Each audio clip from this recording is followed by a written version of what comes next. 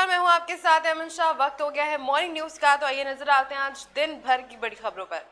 उत्तर प्रदेश में विधानसभा चुनाव जैसे जैसे नजदीक आते जा रहे हैं, वैसे ही समाजवादी पार्टी भाजपा के निर्णय से किसानों को हो रहे नुकसान को लेकर सपा के पूर्व कैबिनेट मंत्री और सपा राष्ट्रीय महासचिव अवधेश प्रसाद ने भाजपा सरकार पर जमकर निशाना साधा है। जी हां, उन्होंने कई आरोप भी लगाए हैं। इसी बीच अब खबर आ रही है कि अवधेश प्रसाद ने एक बयान जिसका वो काफी ज्यादा तूल पकड़ा जा रहा है। जी हां, अवधेश प्रसाद ने कहा है कि भाजपा सरकार में किसान बहुत दुखी है। आए दिन छोटा जानवर फसलें नुकसान कर रहे हैं, जिसको आहत होकर किसान आत्महत्या कर रहा है। अब के किसान भाजपा को जवाब देने का काम करेगा और अखिलेश यादव के नेतृत्व में पूर्ण बहुमत से समाजवादी पार्टी की सरकार बनाएगा और भाजपा का पूरे प्रदेश से सफाया करेगा।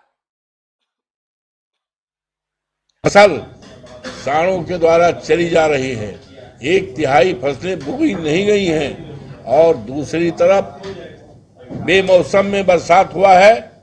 न जाने कितने किसानों की फसल हमारी बर्बाद हो गई है। सरकार का, प्रधानमंत्री जी का लगातार दावा रहता है किसानों के लिए बीमा और क्या क्या क्या है, लेकिन वो ये सुविधाएं कहीं धरती पर नजर नहीं आ रही हैं।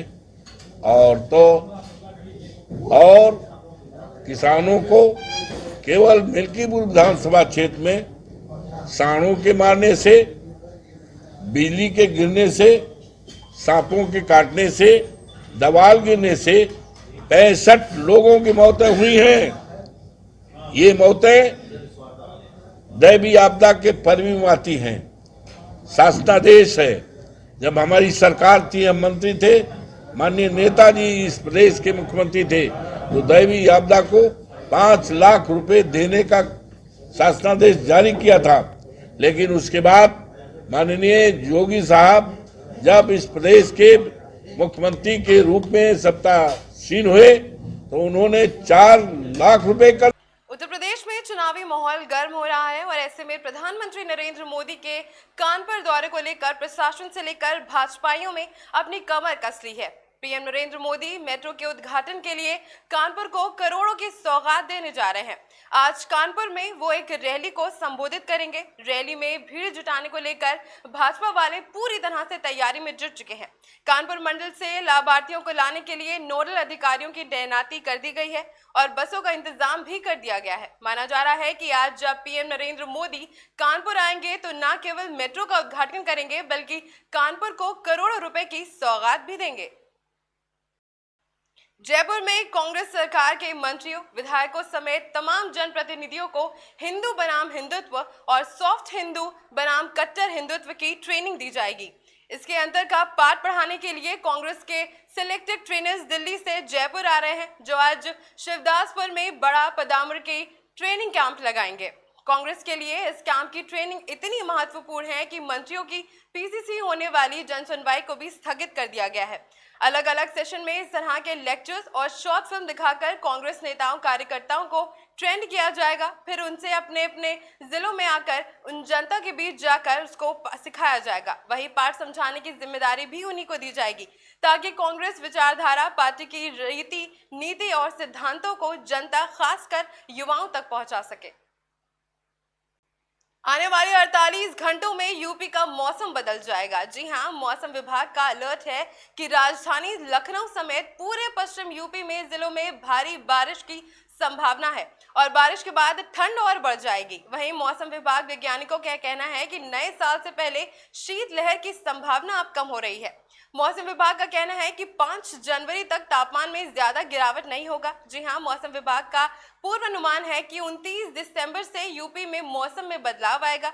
देश में उत्तर पश्चिम में बदलाव का क्षेत्र बना रहेगा। इसके अक्सर से ही पश्चिमी उत्तर प्रदेश सहित राजधानी लखनऊ में आज बारिश के आसार हैं। जी हां, इसी के बदलाव के कारण बर्फीली हवाएं भी धीमी पड़ी हैं। आगामी विधानसभा चुनावों के मद्देनजर एक तरफ जहां तैयारियां राजनीतिक पार्टियों में जोरों पर है, बड़ी बड़ी जनसभाएं की जा रही हैं, अपने पक्ष में माहौल बनाया जा रहा है, वहीं दूसरी ओर कोरोना संक्रमण के बढ़ते हुए मामलों से चुनाव में होने वाले आशंका भी बढ़ाई जा रही है। इलाहाबाद हाई कोर्ट द्वारा प्रधानमंत्री और भारत निर्वाचन आयोग को चिट्ठी लिखे जाने के बाद मामला और भी ज्यादा संजीदा हो गया है। इन खबरों के बीच भारत निर्वाचन आयोग भी अपनी तैयारियों में जुट चुका है। आज 2 दिवसीय दौरे पर भारत निर्वाचन आयोग की टीम उत्तर प्रदेश पहुंच रही है, जहां पर पुलिस के आला अफसरों के साथ सभी 75 जिलों के जिलाधिकारियों के साथ मीटिंग की जाएगी। भारत निर्वाचन आयोग इसी मीटिंग के जरिए चुनाव संबंधी फीडबैक लेगा। इसी फीडबैक के आधार पर मुमकिन है चुनाव कराए जाएंगे, लेकिन इसके लिए कोई निर्णय लिया जा सकता है। दिल्ली में कोरोना के बढ़ते मामलों के बीच सरकार ने सोमवार रात से नाइट कर्फ्यू का ऐलान कर दिया है। ये नाइट कर्फ्यू रात 11 बजे से सुबह 5 बजे तक प्रभावी होगा। और अब खबर आ रही है कि दिल्ली में येलो अलर्ट भी लग सकता है, जी हाँ, जिसके तहत और इवेंट के तहत दुकानें खुलेंगी और कई अन्य पाबंदियां लागू हो सकती हैं। देश की राजधानी दिल्ली में कोरोना वायरस का संक्रमण एक बार फिर से अलार्मिंग लेवल के करीब पहुंच चुका है। पिछले 24 घंटों में यहां कोरोना के 290 नए मरीज मिले हैं, जबकि एक मरीज की मौत भी हो गई है।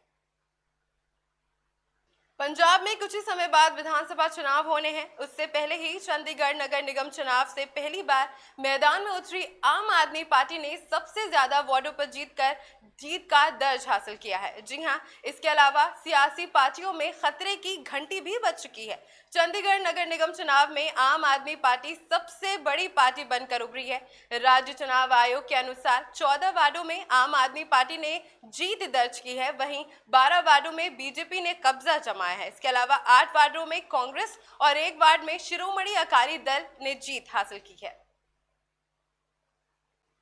कांग्रेस नेता और पूर्व पार्टी अध्यक्ष राहुल गांधी ने छत्तीसगढ़ की राजधानी रायपुर में एक समारोह के दौरान महात्मा गांधी के खिलाफ की गई कथित टिप्पणियों की आलोचना की और राष्ट्रपिता को उद्धृत करते हुए सोमवार को कहा कि उनके विचारों को कैद नहीं किया जा सकता। राहुल गांधी ने हिंदू धर्म नेताओं के एक वर्ग की ओर से रविवार को रायपुर में एक धार्मिक समारोह के दौरान महात्मा गांधी के हत्यारे नाथूराम गोडसे की प्रशंसा किए जाने के बाद की इसी घटना पर टिप्पणी की है। उन्होंने महात्मा गांधी को उद्धृत बताते हुए कहा है कि आप मुझे अपनी जंजीरों में जकड़ सकते हैं, मुझे यातना दे सकते हैं, इस शरीर को नष्ट कर सकते हैं, लेकिन आप मेरे विचारों को कभी कैद नहीं कर सकते। उत्तर प्रदेश में भारतीय जनता पार्टी के ब्राह्मण नेताओं ने पार्टी अध्यक्ष जेपी नड्डा से सोमवार को मुलाकात की। इसी के एक दिन पहले इन नेताओं ने राज्य में इस समुदाय के मतों को अपने पक्ष में कराने के लिए विचार विमर्श किया। उत्तर प्रदेश के अगले साल के शुरू से ही विधानसभा चुनाव होने हैं। नड्डा के साथ हुई बैठक में इस सामुदायिक संबंधी विभिन्न मुद्दों पर विस्तार से चर्चा की गई। इससे पहले उत्तर प्रदेश से बीजेपी के 1 दर्जन से अधिक ब्राह्मण नेताओं ने समुदाय के सदस्यों तक पहुंचने की रणनीति बनाने के लिए राज्य में पार्टी के चुनाव प्रभारी एवं केंद्रीय मंत्री धर्मेंद्र प्रधान के आवास पर रविवार को एक बैठक भी की थी। पीएम नरेंद्र मोदी ने हिमाचल प्रदेश के मंडी में कई विकास कार्यों का उद्घाटन किया और विपक्ष पर जमकर निशाना साधा। जी हां, पीएम नरेंद्र मोदी ने कहा कि विलंब की विचारधारा वालों ने हिमाचल के लोगों को दशकों का इंतजार करवाया है। इसी वजह से अटल टनल के काम में बरसों का विलंब हुआ। रेणुका परियोजना में भी 3 दशकों का विलंब हुआ। भाषण में आगे पीएम नरेंद्र मोदी ने कहा कि राज्य के विकास के 2 मॉडल हैं। हर देश में 2 अलग अलग विचारधाराएं होती हैं, लेकिन आज हमारे देश के लोग स्पष्ट तौर पर 2 विचारधाराओं को देख रहे हैं। एक विचारधारा विलंब की है और दूसरी है विलंब की विचारधारा वालों ने पहाड़ों पर रहने वाले लोगों की भी परवाह नहीं की। हमने अटल टनल का काम पूरा करवाया। हमने चंडीगढ़ से मनाली और शिमला को जोड़ने वाली सड़क का चौड़ीकरण कराया।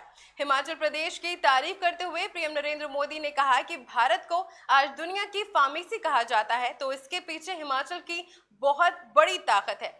कोरोना वैश्विक महामारी के दौरान हिमाचल प्रदेश ने न सिर्फ दूसरे राज्यों बल्कि दूसरे देशों की भी मदद की है।